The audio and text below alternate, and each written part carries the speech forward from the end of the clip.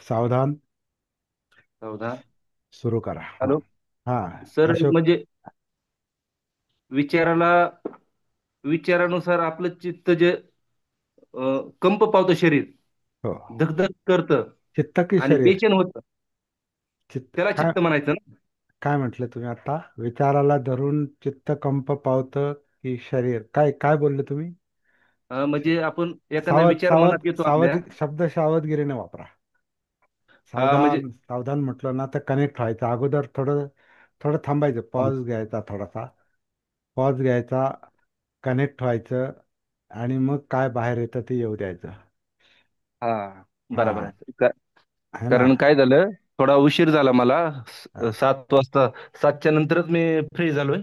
हम्म. 2 मिनिटानं म्हणजे हा. घाई गडबडीत आलो आणि तुम्हाला विषय तुम्ही बोललात हा. आणि मी माझं सुरू म्हणणं केलं. मांडलं. तर मला काय म्हणायचंय, आपण जे सावधान, तर आजपर्यंत. त्याच्या आधी मी म्हटलो की सावधान.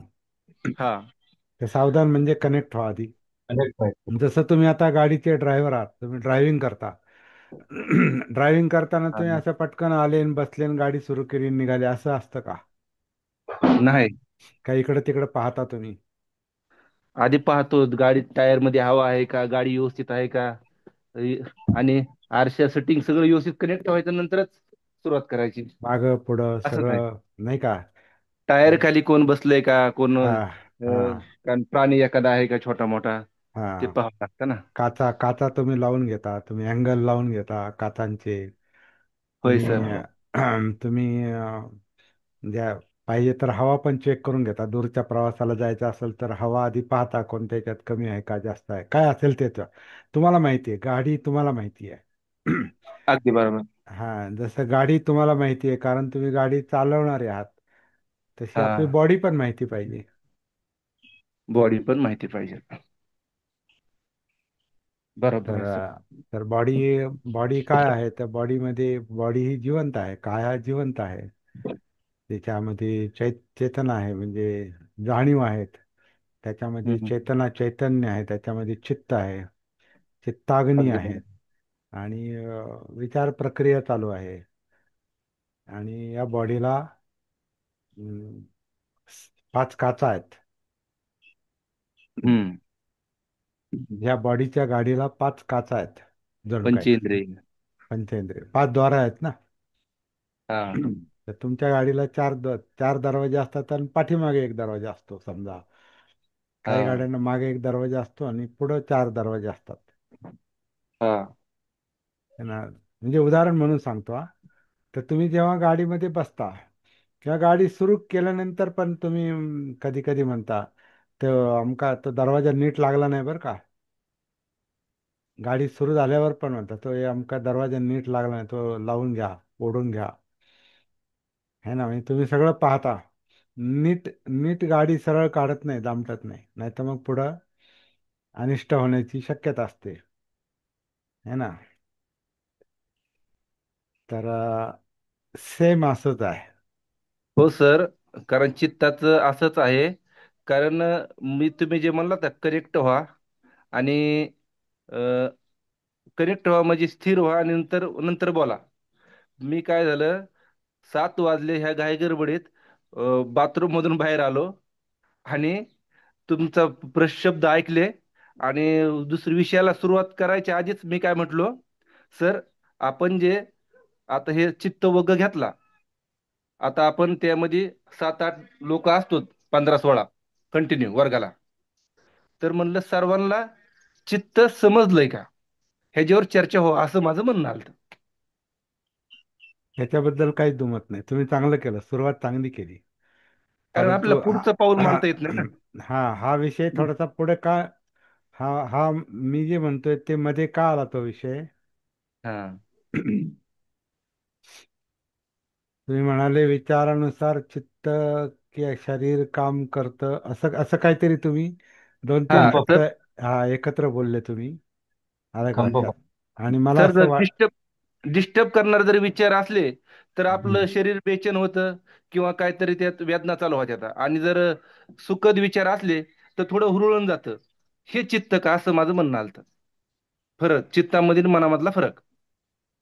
असा प्रश्न आता तयार झाला, बरं ठीक हा. आहे.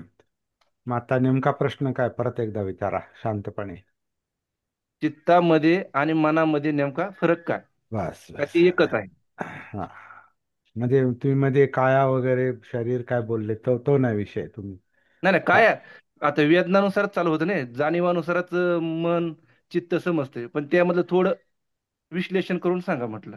म्हणजे तुमचा प्रश्न कायाशी संबंधित आहे का चित्ताशी संबंधित आहे का विचारांशी संबंधित? चित्ताशी. चित्ताशी. चित्ताशी संबंधित आहे, बरं तेच. म्हणजे कसं आपण कुठला तरी मुद्दा समोर आला की मग त्याच्यावर विचार करणं सोपं जातं. नाहीतर हो सर. आपण सगळंच घेतलं समोर तर तसं नाही होत. एका वेळेला एक, वन ॲट अ टाइम. एका वेळेला एक, मग दुसरं त्याला कनेक्टेड, तिसरं त्याला, असं ते चालतं. विचार प्रक्रिया कशी चालते? एक एक काहीतरी एक विचार मनात येतो, त्याला वितक्क म्हणतात. वितक्क. वितक्क म्हणजे एक तर्काचा विषय. काहीतरी एक विषय, जसं आता मी तुम्हाला म्हटलं की हा चित्त विषय आहे. तुमचा विषय विचार आहे का चित्त आहे का काया आहे का तिन्ही नाही समजलं असं आहे? नेमकं काय? तर त्या नेमका जो मुद्दा आहे, तर तुम्हाला हे म्हणायचं की चित्त आणि मन तुम्हाला याचा संबंध समजला नाही, असं काहीतरी तुमच्या म्हणण्यातून आलंय, बरोबर? हो सर. हो. हा, चित्त आणि मन यातला फरक लक्षात नाही आला. चांगला मग. मस्त व्यवस्थित अगदी. प्रश्न फार उत्तम आहे. आणि हेच आपलं चाललेलं आहे. म्हणजे आणि माझा बोलण्याचा उद्देश काय आला सर? हम्म, मी जे समजा आपल्या वर्गातली सर्वांची नावं घेतली, वर्ग त्यांचा मुद्दा नाही. ते कारण सोड. ते त्यांचं बोलतील, लोक त्यांचं कारण त्यांचं. यमक वग्ग मला समजलं पूर्ण तुम्ही सांगितल्याप्रमाणे, आणि अपमाद वग्ग तो पण समजलं.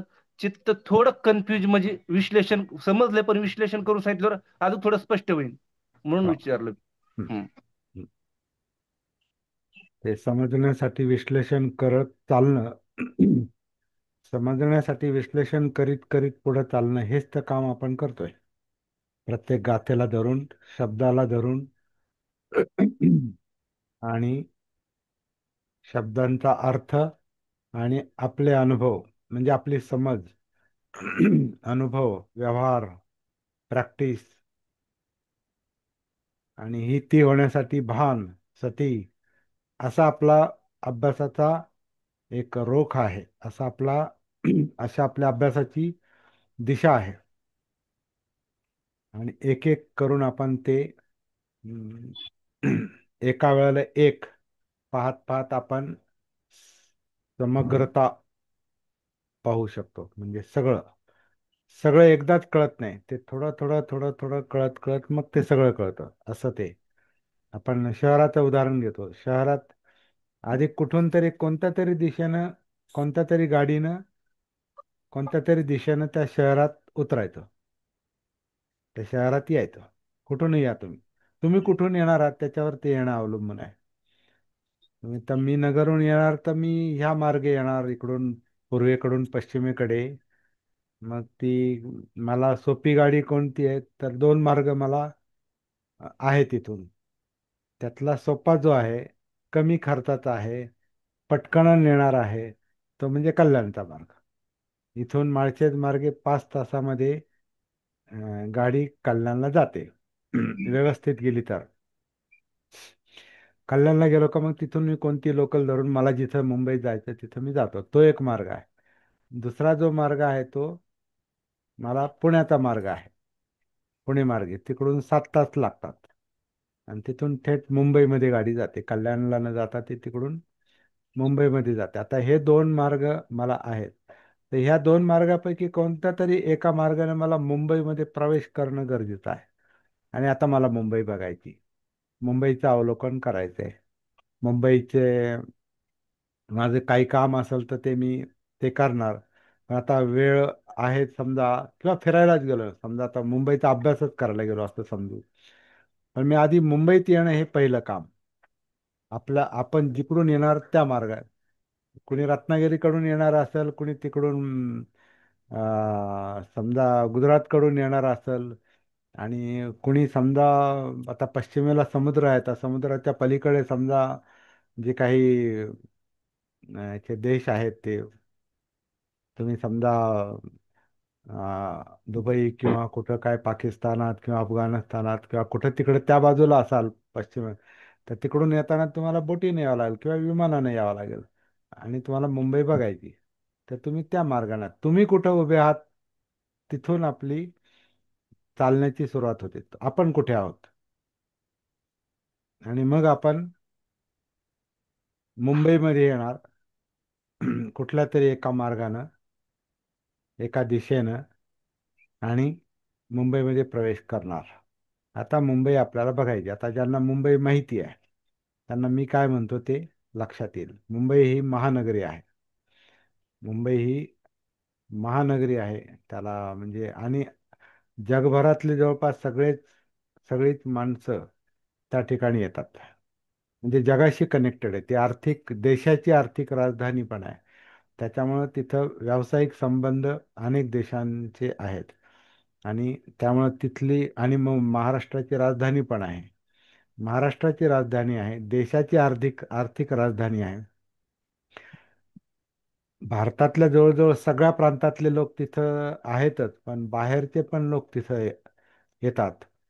आणि अशा प्रकारचे आंतरराष्ट्रीय संबंध निर्माण करणारं ते शहर आहे वेगवेगळ्या निमित्तानं. तिथं आपण चाललोय. ती मुंबई आपल्याला बघायची. आता ती मुंबई बघताना आपण काय काय बघू?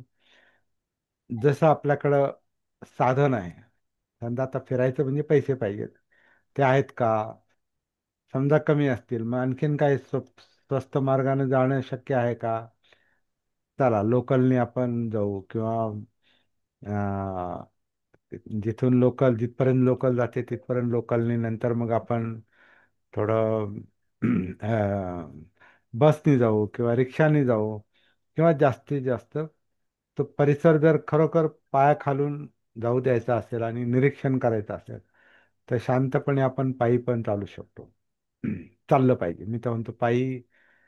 म्हणजे मला जी मुंबई जास्त माहिती झाली 74 पासनं, ती जास्त करून तेव्हा काय पैसे नव्हते खूप खिशामध्ये, एक 10-15 रुपये असायचे त्यावेळेला.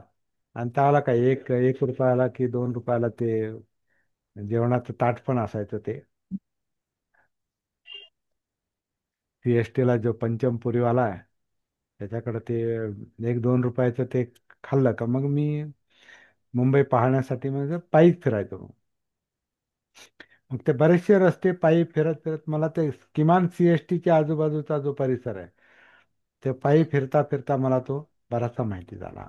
आणि काही मग इतरत्र जे लोकलनी गेलो, बसनी गेलो, किंवा असं जे आहे ते, नंतर टॅक्सी, मग मित्रमंडळी भेटली, आणि मग आता आपलं जे काम चाललंय तर मग आता मग ठाण्यापर्यंत किंवा कल्याणपर्यंत किंवा इतर उपनगर, अगदी इकडे कर्जतपर्यंत, इकडे अलिबागपर्यंत, आणि बरं बरं, म्हणजे तिथून मग आपल्याला ते सगळं पाहता येतं. मुख्य मुद्दा असा आहे, आपल्याला एंट्री आधी करता आली पाहिजे, आणि मग तिथून अवलोकन. तशी ही काया आपलं जीवन, आपलं जिवंत शरीर, हे जिवंत शरीरामध्ये जाणीवा, म्हणजे वेदना, फील होतं. जसं शहर दिसतं आणि काही ऐकू येतं, आणि पदार्थांची चव पण, जसं आता मी पंचमपुरीवाला म्हटलं, तर तिथं पुरी भाजी ते चांगलं मिळतं. ते म्हणजे माझं 74, 75, 76 पासनं तिथं मी जात असतो. म्हणजे मला ते एक आठवण म्हणून पण जात असतो. आ, पंचमपुरीवाला काहींना माहिती असेल तर, म्हणजे माझ्या चवीचा विषय आहे, म्हणजे डोळ्यांचा विषय आहे, कानांचा विषय आहे, तिथे चवीचा पण विषय आहे. आणि त्या महानगरीच्या भव्यतेचा, दिव्यता, ते फार मोठं. म्हणजे आता समजा तुम्ही गेटवे ऑफ इंडियाकडे किंवा असं सागराच्या किनाऱ्याने फिरला आहात, अगदी इकडे चौपाटीवर गेलात, किंवा तिकडे, आता जुहू अजून पाहिलं नाही मी, फक्त ऐकलं त्याच्याबद्दल. पण चौपाटीकडे गेला तर ते वेगळंच वेगळंच आपल्याला, आपण शहरात आहोत असं वाटत नाही. आपला संपर्क सगळा महासागराशी येतो, मोठ्या सागराशी येतो, मग आपलं निरीक्षण वेगळं असतं. मग सागराच्या पलीकडच्या जे काही किनारपट्टीवरचे जे काही जे दृश्य आहे, किंवा इमारती आहेत, ते सगळं आपल्या डोळ्यांचे विषय असतात ते. आणि अशा प्रकारे आपण मुंबईचा अभ्यास करत राहतो. तसं कायेमध्ये आपण कोणत्या तरी मार्गाने उतरलं पाहिजे. पण इथं कोणत्या तरी मार्गानं उतरण्यासाठी मग तेवढी आपली माहित नाही तेवढी क्षमता पाहिजे. पण ज्यांच्या सोपा मार्ग जो आहे तो आनापानचाच आहे. तो आनापान आपल्याला कायेत नेतो. म्हणजे समजा ह्या महानगरीमध्ये नेतो, ह्या महासागरामध्ये नेतो. कारण याच्यामध्ये धम्म आहे, धम्म महासागर आहे. आता या महासागराच्या किनाऱ्यावर आपल्याला आनापान नेतं कायेमध्ये उतरण्यासाठी. म्हणजे आपला मार्ग क्लिअर व्हावा म्हणून सगळं सांगतो मी आधी हे. आणि आपला जो जसा आता मुंबईत फिरण्याचा जो मुंबईत फिरण्याची जी साधनं आहेत, जी काय असेल, लोकल असेल, टॅक्सी असेल, आणखीन काही कॅब काय काय असतात ना, त्या ओलाच्या कॅब असतील किंवा काही असेल, किंवा तुम्ही सायकलवर मोटरसायकलवर फिरू शकता, पायी फिरू शकता. ही साधनं आहेत. ही साधनं आहेत. बस आहे. तर ह्या साधनांनी आपण फिरतो. तसं आता इथं काय साधन आहे, कायेत उतरल्यावर काय साधन आहे, काय माध्यम आहे पुढे सरकण्यात, पुढे जाण्यात? पठाण, सतीचं पठाण. सती पुढं पुढं कशी जाईल, कोणत्या मार्गाने आपण पुढं सरकत राहू, कोणत्या साधनाने? तर ते साधन आहे आपल्या जिवंतपणातल्या जाणीवा, फिलिंग. श्वास पण जाणवतो. श्वासात आपण उतरतो म्हणजे श्वास जाणवतो. ही काया आतून आत आन करते, आतून बाहेर अपान करते. अपान होतं, अपान आन होतं, अपान होतं. आणि हे जाणवतं, फील होतं.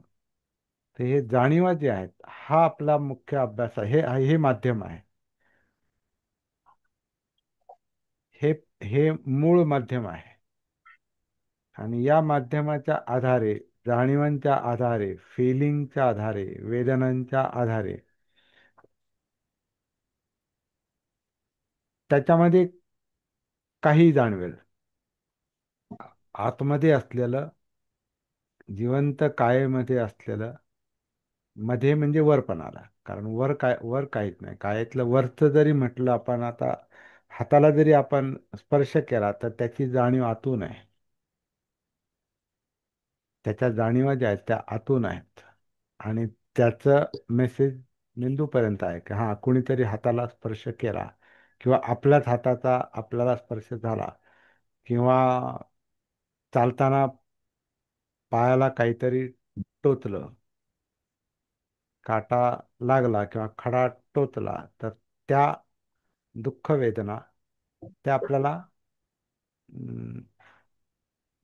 त्याची जाणीव जी करून देतात त्या दुःख वेदनेचे, ते मेंदूतून जाणारे ही नर्वस सिस्टम, म्हणजे मज्जासंस्था, ज्या पायाशी पण कनेक्टेड आहे. ते सगळीकडे कनेक्टेड आहेत, केसापासून पायापर्यंत.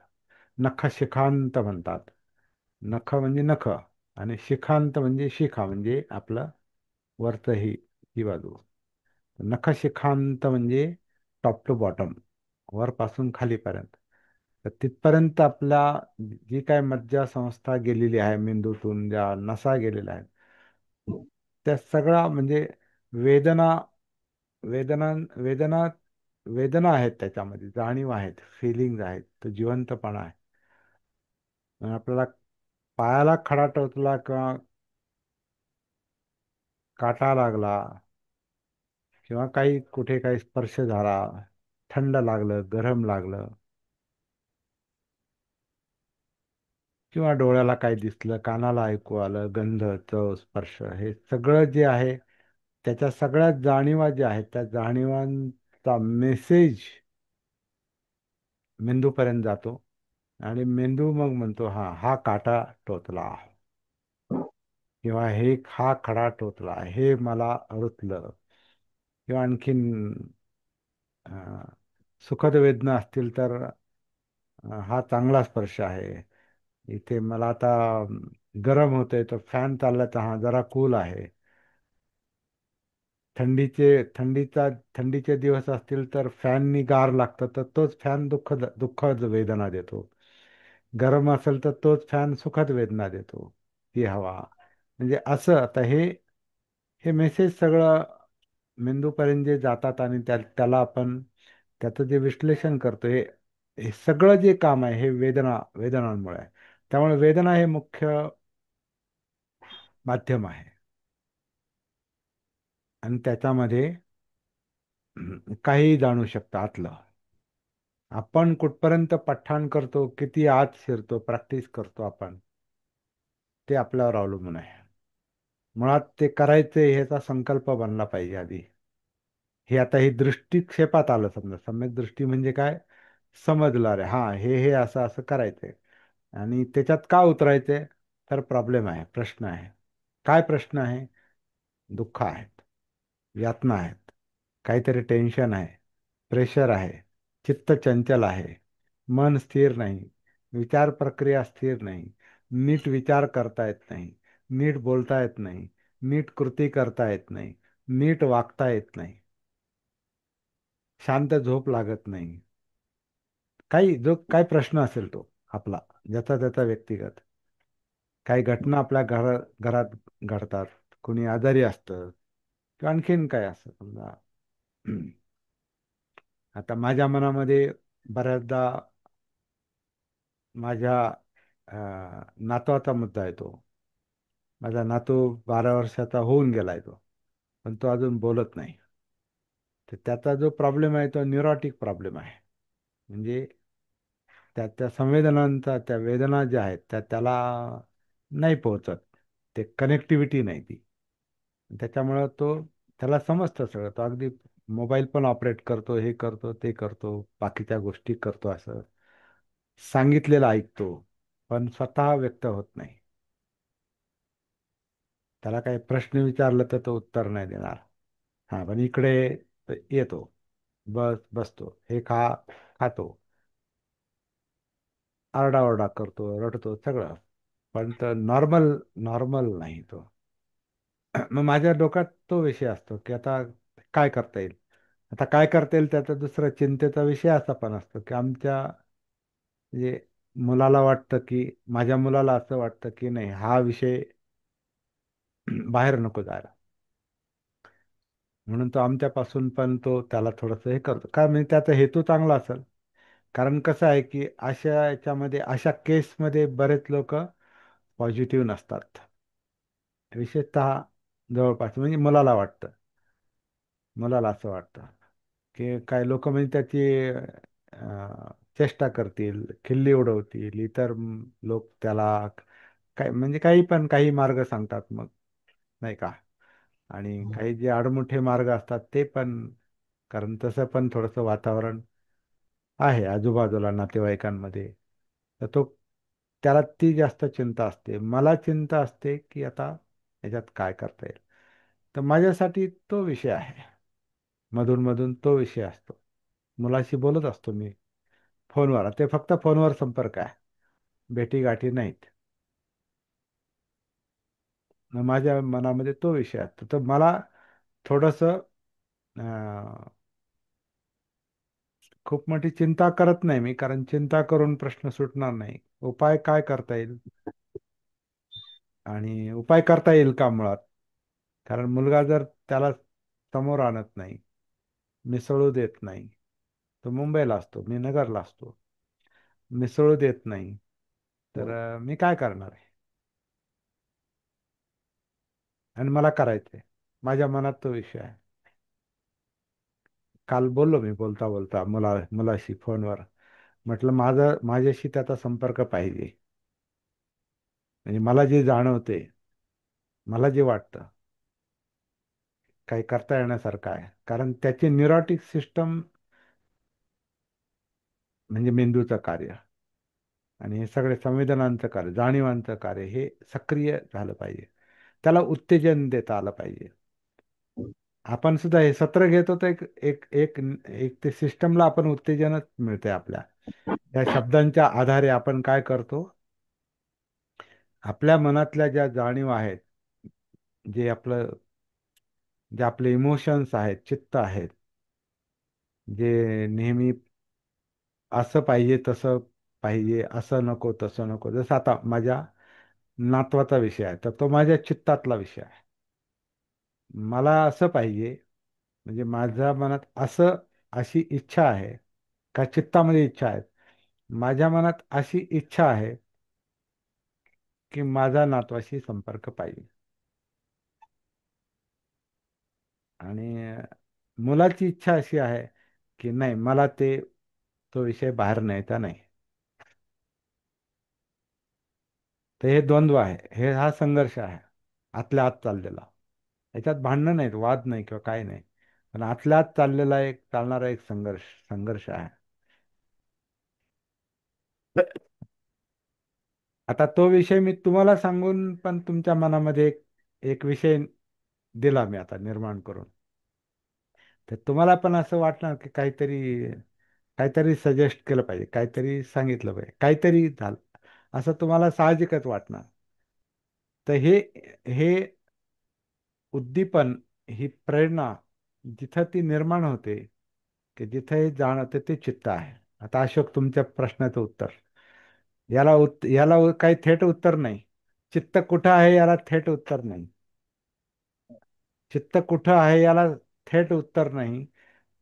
ते लक्षणावरून ओळखायचं. लक्षणावर. लक्षणावरून ओळखायचं. आता आपण मुंबई कुठं आहे, मुंबई सांगू शकत नाही आपण. मुंबई म्हणजे काय, मुंबई नाही सांगू तेच. शकत. हा, मुंबईमध्ये काय काय आहे ते पाहून पाहून पाहून पाहून किंवा कोणाचं ऐकून किंवा अभ्यास करून ते सगळं जे काही माहिती आहे, ती माहिती म्हणजे मुंबई आहे. ऍक्च्युअली मुंबई कुठे आहे, मुंबई कुठे आहे? मी सीएसटी ला गेलो, मग सीएसटी मुंबई आहे काय? मी तिथून गेटवे ऑफ इंडियाला गेलो, मग ते मुंबई आहे काय? किंवा कुठे वरळीला गेलो, ती मुंबई आहे काय? किंवा नव्या मुंबईकडे गेलो तर ती मुंबई आहे काय? कुठे आहे मुंबई? नागसेन मिलिंद प्रश्न प्रणासारखा समजा. सेम तसंच. तर तर हे चित्त जे आहे ना, चित्त पण कुठे चित्त, असा असा मुद्दा नाही येतो. चित्तात काय काय आहे, काय काय घडतं. इच्छा म्हणून, इच्छा आकांक्षा, पाहिजे नको, लोभ द्वेष, यश अपयश, निंदा स्तुती, सुख दुःख, लाभ हानी, किंवा आता हा समजा मी नातवाबद्दलचा मुद्दा, कारण मला ती इच्छा आहे, मला काहीतरी करावंसं वाटतं, कारण ते रक्ताचं नातं, रक्ताचं नातं जे आहे ते जास्त ओढ घेतं नैसर्गिकपणे.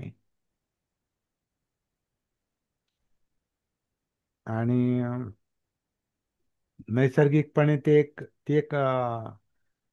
कोणती एक म्हण आहे ना, दु- अं, दुधापेक्षा दुधाच्या साईवर जास्त हे असतं, काय म्हणतात सर, दानके सर, काय म्हणतात त्याला, दुधापेक्षा दुधावरची साय जी असते, त्याच्याकडे जास्त लक्ष असतं.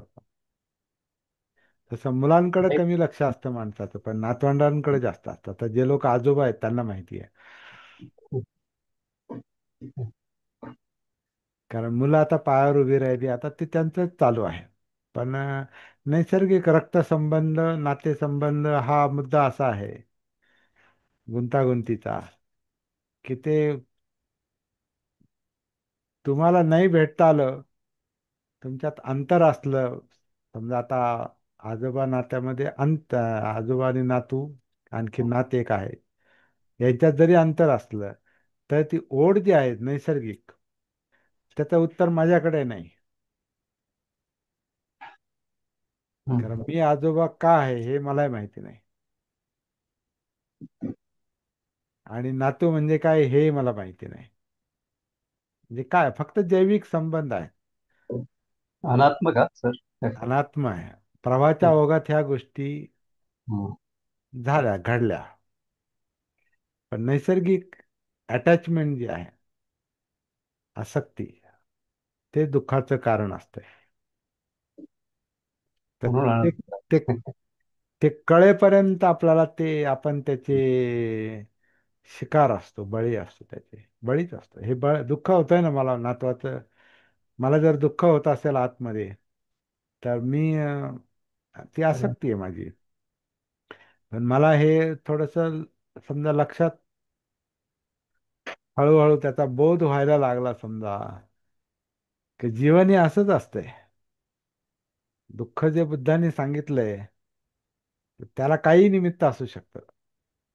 काटा टोचल, खडा टोचल, नाही तर नातवाचा मुद्दा येईल, काही येईल.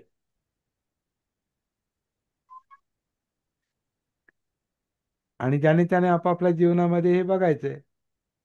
कारण माझा प्रश्न हा तुमचा प्रश्न नाही. असेलच असं नाही, असू शकतो, पण असेलच असं नाही. हा आजोबा नाता नात आता, हा हे जे संबंध आहेत, हे आता जे आजोबा आहेत त्यांना माहिती आहेत. जे आजोबा नाहीत पण बाप आहेत, त्यांना बापलेक काय माहिती आहे. लेक किंवा ल्योक, मुलगा मुलगी, लेक असेल ती किंवा लेक असेल तो, तर अनुभवातून माहिती आहे रक्तसंबंध, नातेसंबंध काय असतात. तर त्याच्यामध्ये आसक्ती, प्रिय, तर जी गोष्ट प्रिय असते असते किंवा अप्रिय असते, दोन्ही दुःखांचं कारण आहे. प्रियांचा वियोग दुःख देतो, आणि अप्रियांचं जवळ येणं म्हणजे संयोग, ते दुःखदायक आहे. जन्म दुःख, म्हातारपण दुःख, आजार दुःख, मरण दुःख, प्रियांचा वियोग दुःख, अप्रियांचा संयोग दुःख, मनासारखं न होणं दुःख. हे दुःखाची 7 कारणं सर्वसाधारणपणे सांगितलेले आहेत, आणि ह्याच्यातच सगळं आलेलं आहे. ह्याच्या बाहेर एकही विषय दिसत नाही. तर कोणत्या तरी ह्याच्यातलाच असणार आहे तो विषय. तर आता हे हा चित्त, सर, हे चित्त, हा, बोला. सर्व हे गुंताच आहे सर. गुंता आहे. विचार, मन, हा, जाणीव, हे गुंता आहे. गोळाच आहे एक. हा, तर मग तो गुंता आधी समजला पाहिजे, मग सुटायचा प्रश्न आहे. गुंता सोडवणं ही नंतरची गोष्ट आहे. आधी गुंता कळाला तर पाहिजे, दिसला तर पाहिजे ना. तर समोर तर असा जाणवला पाहिजे ना. तर हे दिसण्याचं, हे पाहण्याचं काम सती करते, जागृती करते. आधी गुंता दिसतो. जसं आता तुमचा गुंता आहे, शरीर कुठं, मन कुठं, काया कुठं, काही कळत नाही, गुंता आहे. तर तो गुंता आधी समजला पाहिजे. आणि तो गुंता दिसावा म्हणून मी आता थोडं, मला जेवढं समजलं तेवढं मी स्पष्टीकरण करतोय. मला जेवढं समजलं तेवढं.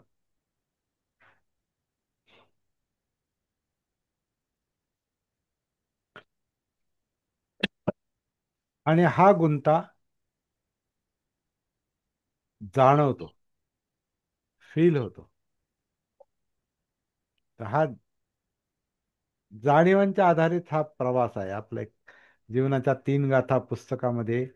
मी एक जे प्रकरण टाकलंय, जाणीवांचा बोध किंवा जाणीवांचा प्रवास, तर हा जाणीवांचा प्रवास आहे.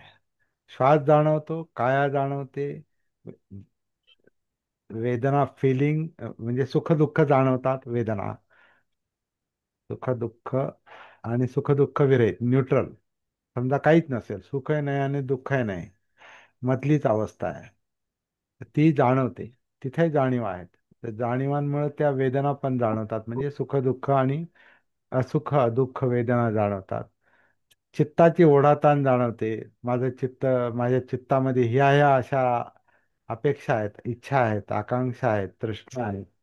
हे पाहिजे, असं पाहिजे, तसं पाहिजे, असं नको, तसं नको. हे पाहिजे नको, तर जी ओढाताण आहे, जी लोभ द्वेष, तर आणि ते माहिती नाही आपल्याला काय चाललंय, ते माहिती नाही, फक्त परिणाम जाणवतो. वेदनांमुळे, जाणीवांमुळे तो काहीतरी जाणवतं.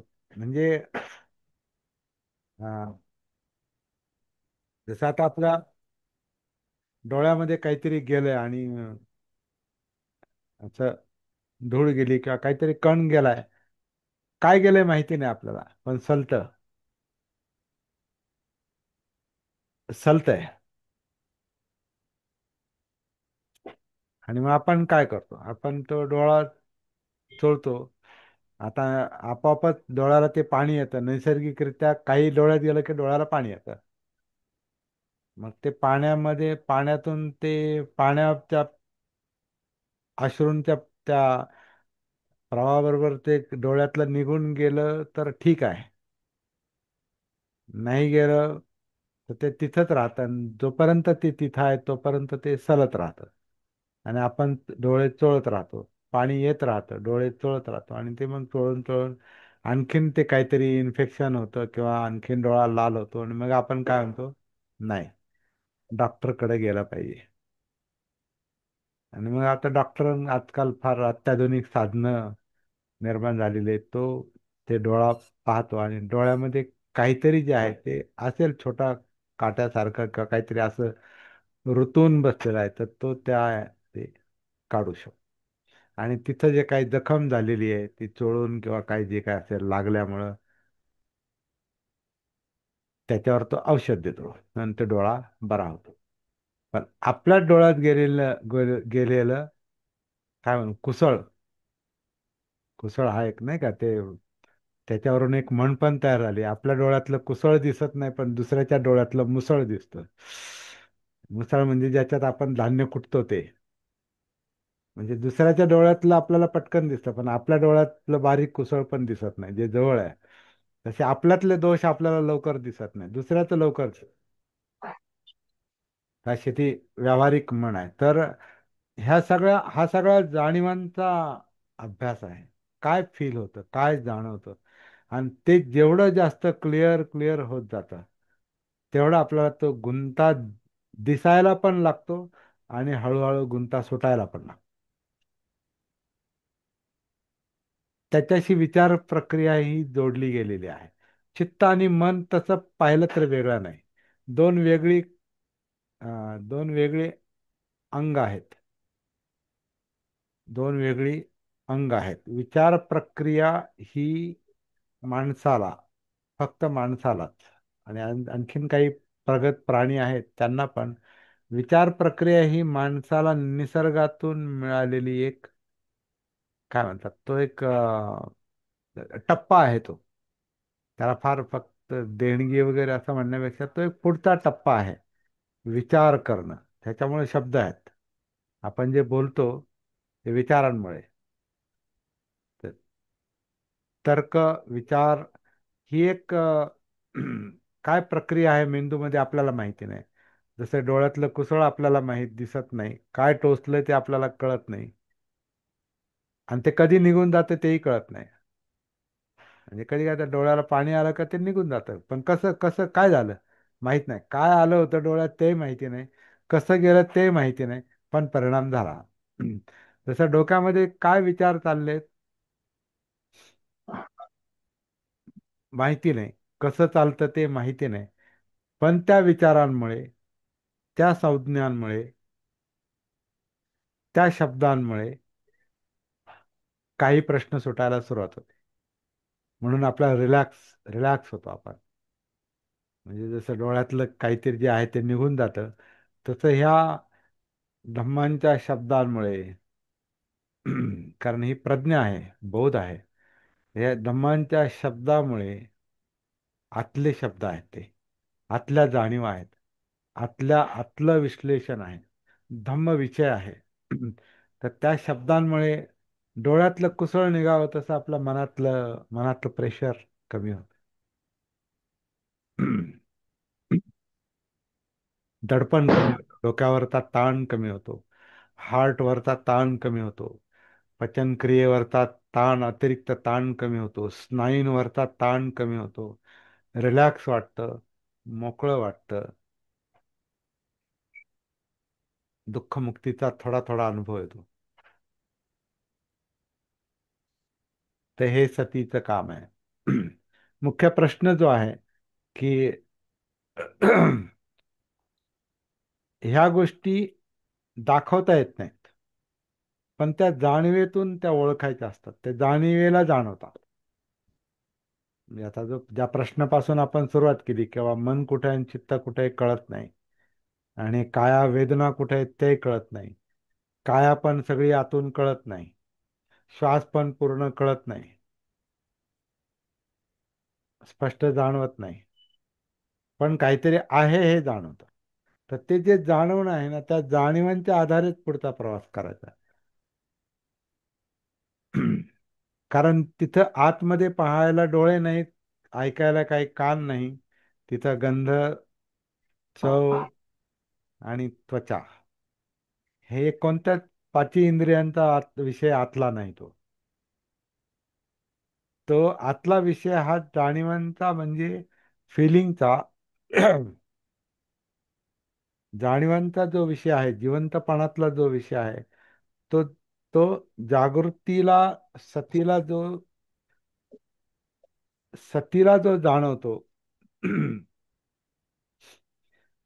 ते इंद्रियासारखं ती सती काम करते. मग ती जागृतीचं जे अंग आहे या कॉन्शियसनेस मध्ये, चित्तामध्ये, मनामध्ये, जिवंतपणामध्ये, जे जागृतीचं एक अंग आहे, जो गुणधर्म आहे, जो निसर्गाने, नैसर्गिकरित्या तो आलेला आहे पुढे, तर ती सती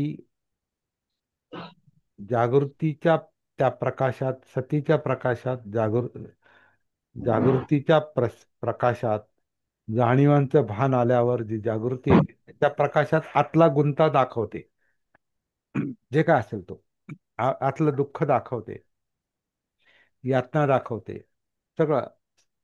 ज्याच्यामुळे आपण विचलित होतो, चित्त कंप होतं, ते सगळं ती हळूहळू हळूहळू आपल्याला दाखवते. याला म्हटलेलं आहे की, असं जर काम चाललेलं असेल आपल्या आतमध्ये, तर याला असं म्हटलेलं आहे की आपलं चित्त सम्मापणिहितंग आहे, सन्मार्गावर आहे, आणि ही आपली पुढची गाथा आहे. आपली जी पुढची गाथा जी आहे, ती या विषयाला धरून आहे. याच्यामध्ये आता पहिली जी ओळ आहे, त्या पहिल्या ओळीवर पण आपण थोडीशी डायरेक्टली इनडायरेक्टली चर्चा पण केलेली आहे, माझ्या नातवाला धरून किंवा मुलाला धरून.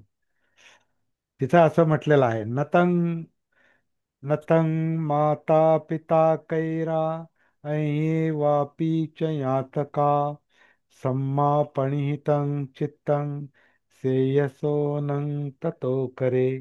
त्याचा अर्थ असा दिलेला आहे की, मनुष्याचे जितके हित, कल्याण माता पिता किंवा इतर बंधुजन नातलग करू शकत नाहीत,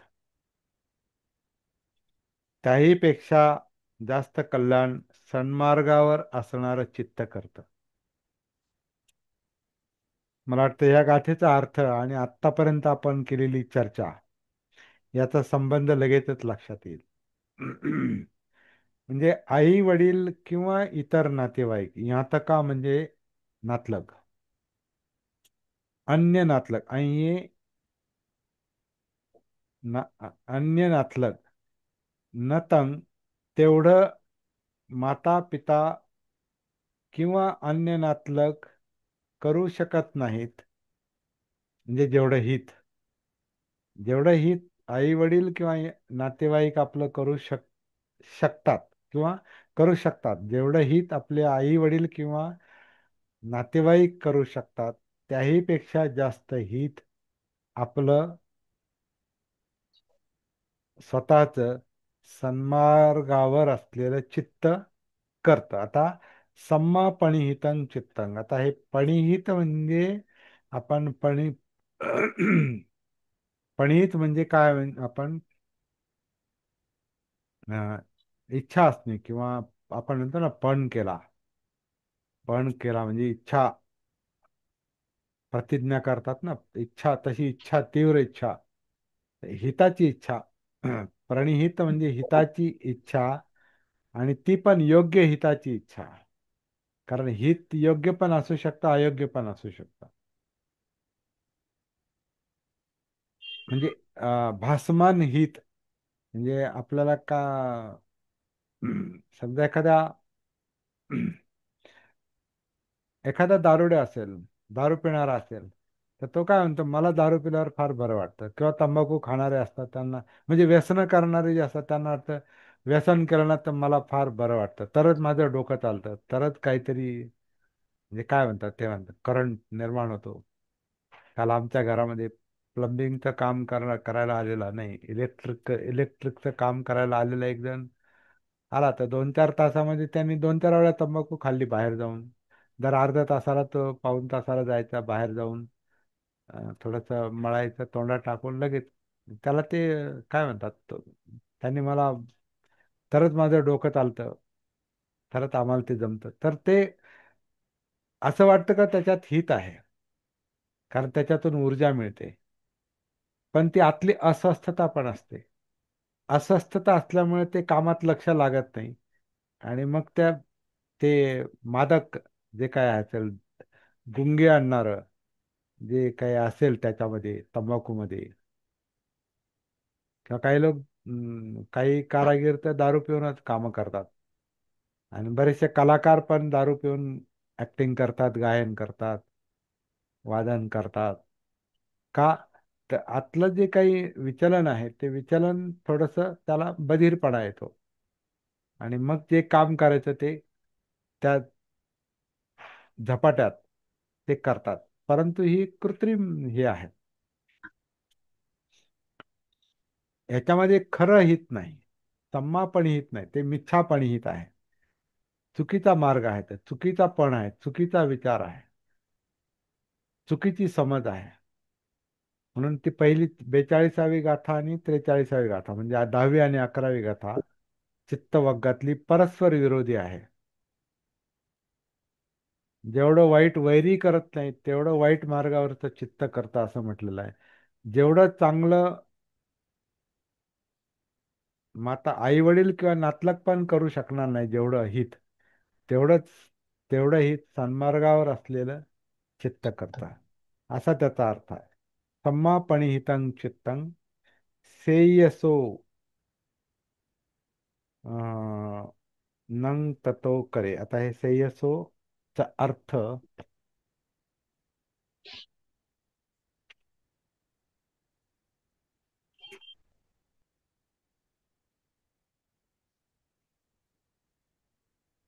अं, अधिक अधिक अशा अर्थाने, म्हणजे आणखीन सेय म्हणजे आणखीन श्रेष्ठ कल्याण, आणखीन पुढचं कल्याण, अधिक कल्याण. श्रेयस म्हणजे आणखी श्रेष्ठ कल्याण, अशा अर्थानं असलं पाहिजे तो शब्द. आणखीन पुढचं कल्याण हे सन्मार्गावर असलेलं चित्त करतं, जेवढं आई वडील किंवा नातेवाईक करणार नाहीत.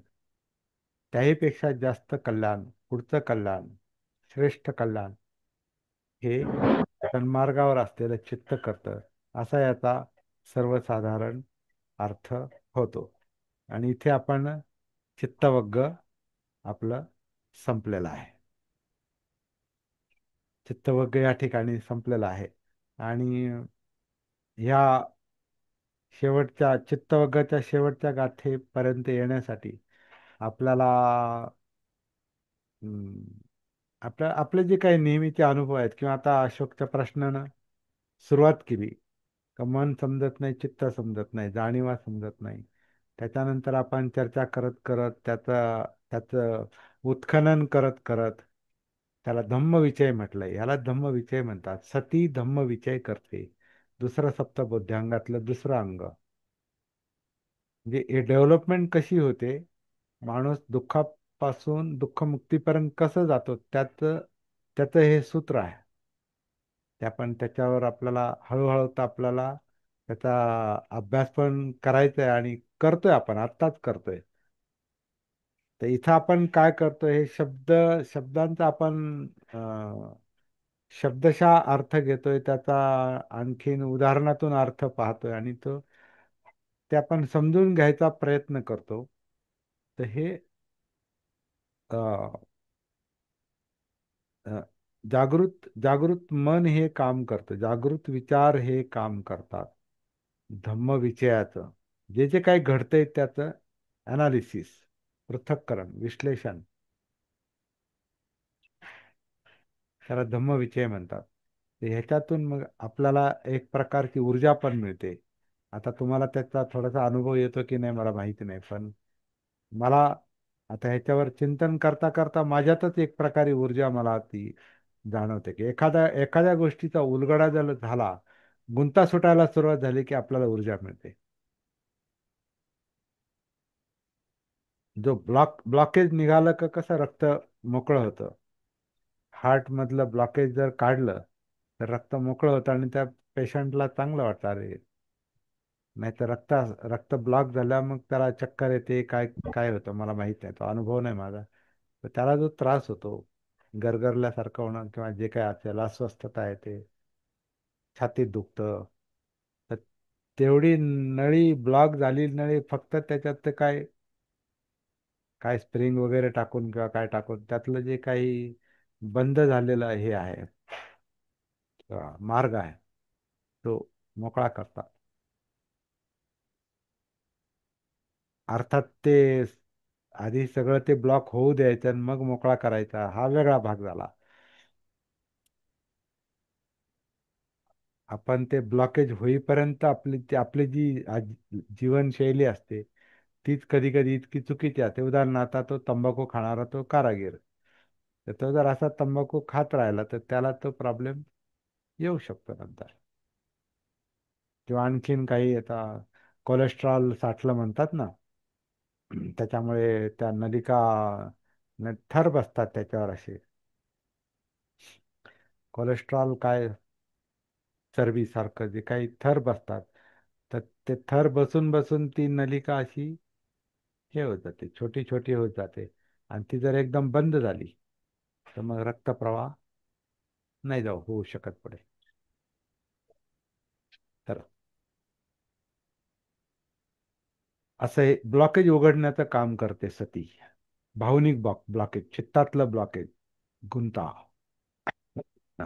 विचारातलं ब्लॉकेज, विचारातला गोंधळ, तो सगळा हळूहळू आपला कमी होतो. आणि त्याच्यातून हित होतं, कल्याण होतं, आणि जे आपल्याला पाहिजे. मी या ठिकाणी थांबतो.